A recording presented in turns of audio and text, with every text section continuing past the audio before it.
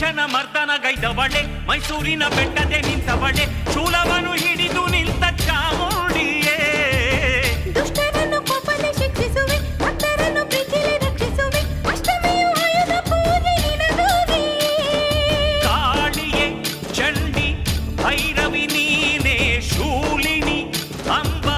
ಶಾಂಭವಿ ನೀನೆ ಮಾರ್ನೋಮಿ ಪೂಜೆಯಾಯಿತು ಬನಶಂಕರಿ ನೋಡು ನೀ ಗೆದ್ದ ವಿಜಯದಶಮಿ ಸಂತೋಷ ಹಾಡು